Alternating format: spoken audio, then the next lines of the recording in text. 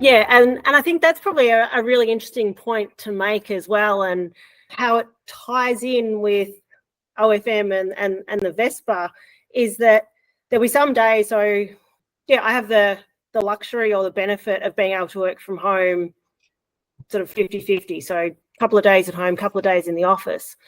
And there's some days when I'm working from home, because, you know, you've got that slightly isolated bit where you lose focus and you've just been sitting in front of the computer.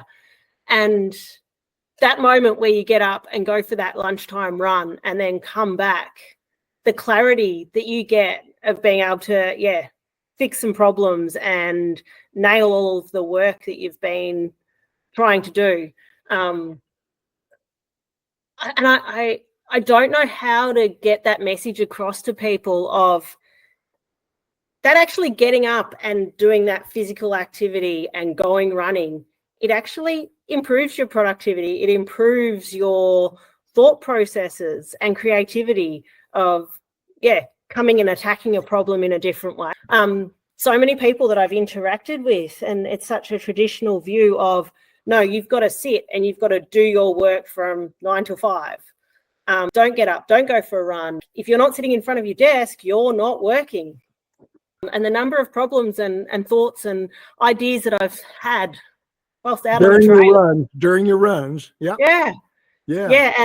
And being able to put that in. And I'd love to see that become more of a mainstream type of approach of, yeah, let's get away from the desks, people, and get up and move.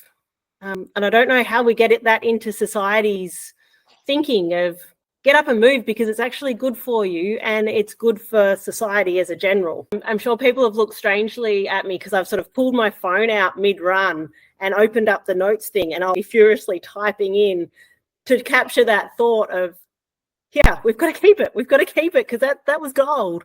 Because, you know, you come back home from a long run and then all of a sudden you've got kids and dogs and husbands, and you're like, whoa, I had this thought. Let me write this awesome thought down. I think, as I said before, I'm your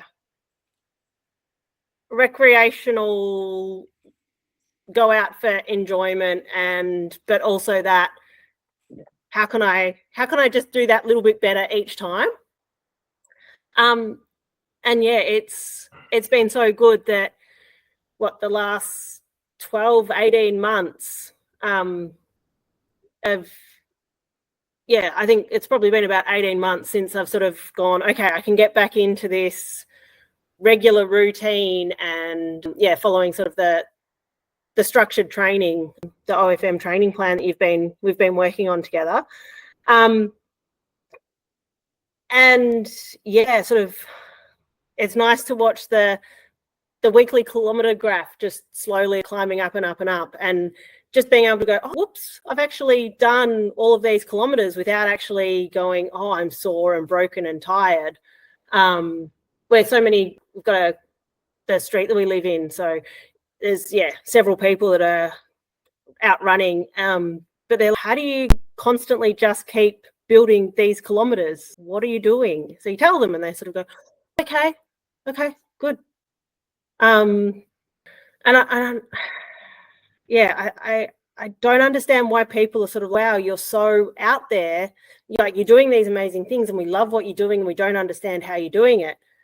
But then you explain to them what you're doing and how you're doing it, and they're like, okay, I'm going to slowly edge away now, and I don't understand because you're doing something different.